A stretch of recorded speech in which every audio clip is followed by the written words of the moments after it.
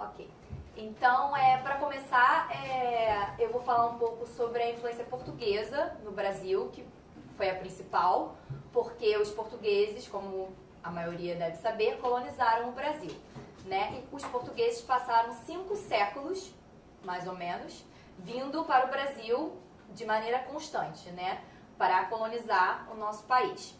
E junto com os portugueses vieram os africanos por conta da escravidão. Eles trouxeram os africanos para trabalhar aqui nas plantações, aqui no Brasil. E quando eles chegaram aqui, obviamente, encontraram os índios, né, que eram os habitantes locais do Brasil. E nesse momento, o que aconteceu? Aconteceu um choque entre essas 3 culturas, né? E diferente do que aconteceu, por exemplo, nos Estados Unidos, que também foi um lugar de forte escravidão, lá as pessoas não se misturavam, não existia a miscigenação, que é a mistura entre as raças. Por quê? Porque a cultura americana não permitia que os europeus, no caso, que colonizaram os Estados Unidos, se misturassem com os escravos que chegavam lá. Ou seja, esses escravos e os europeus não tinham relações. Então ficou uma sociedade branca, europeia, dividida de uma sociedade negra, que na época escravocrata, hoje descendentes dos africanos que vivem ainda lá. No Brasil foi um pouco diferente.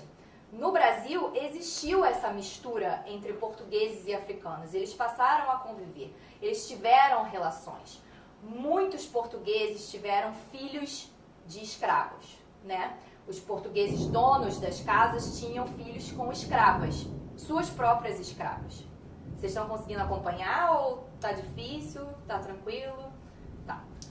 Então eles tinham filhos com as próprias escravas e muitas vezes eles assumiam esses filhos como filhos iguais aos filhos brancos que eles tinham com suas próprias mulheres.